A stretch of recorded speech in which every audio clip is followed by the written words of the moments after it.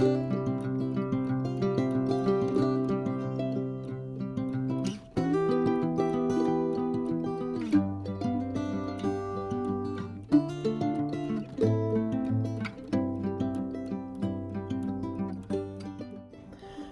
everyone, this is Naman Bansal, and today I'm going to talk about syslog and syslog servers. So what are syslogs? In layman terms, syslogs are generally any type of log generated by any type of device in a network. And most networks will generate thousands of syslogs within a few days, even for a very basic configuration. Therefore, syslog is a logging protocol typically used by all modern networking devices to send network related logs to a common space typically known as syslog server. To utilize this information of logs, we do syslog analysis, which is basically consolidating all this data into usable information and actionable recommendation, which in turn will help in optimizing the networks and also help in identifying root cause of network faults. Moving on to the next part, the question might arise why we need a separate server for syslogs. It is because in a small network setting, it might be possible to manage the syslogs without another server. But in a large network setting or even in a medium organizations, there are multiple devices present and all of them have different configurations. So if we are sending the syslogs to the main server itself, it might cause overhead problems, processing problems. That is why we take another server known as syslog server. This can also help in getting critical information, say in case the main server fails. Generally, the syslog messages are sent over the UDP port 514. This is because, as we know, in UDP there is no confirmation for the packet sent. Therefore, here the logs do not receive any confirmation of the server. You can read more about UDP protocol through the link in the description.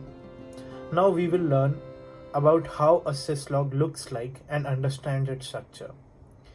As you can see in the picture, a typical syslog contains of 5 main parts: the timestamp or the sequence number, the facility, severity, mnemonic, and the description. We will learn all about them in detail right now. So coming to the first one, that is the timestamp. The timestamp represents at what time the syslog was generated. The second being the facility. Facility is also known as the process that has generated that particular syslog. As you can see from the picture here, the syslogs are generally in Unix format. So all the keywords that you see, daemon, kernel, these are all Unix based terminologies. Coming to severity. So we all know that generally all the syslogs should not be sent to the server, and for that severity is considered. In the figure, you can see that severity 0 represents the most critical syslog, and the severity 7 tells us that it is a mere debug message. Coming to the last two, mnemonic and description. So mnemonic is basically anything that generally describes the event, such as a up-down mnemonic in networking means that the device state has been changed to up. This also generally helps in identifying uniquely the event. Description gives us the additional information which is provided in the syslog, such as the interface, protocol, network address, or the port number.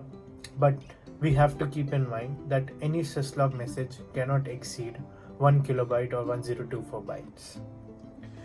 So coming on to the next part of the video, how are syslogs used in the industry today? Today, generally, any medium to large company, especially in the field of IT or networking, have multiple networking devices, which are very crucial for their daily operations. Over the years, these devices receive multiple software updates, hardware upgrades, and configuration changes that are applied to them several times. These changes many times result in errors, or in the worst scenario, network shutdowns. Therefore, the concept of logs is applied, or in the case of networking, syslogs. The syslogs help the network administrator or the network engineer to identify the root cause of the problem in the network, and with the help of syslogs, he/she can pinpoint the problem by seeing at what time and after what change and at what device the error has occurred on. Syslog generators are typically now inbuilt in the modern networking products. They just need to be configured and sent to the syslog servers. Now this brings us to the last part of syslogs, which are the drawbacks of syslogs. The first and foremost is consistency.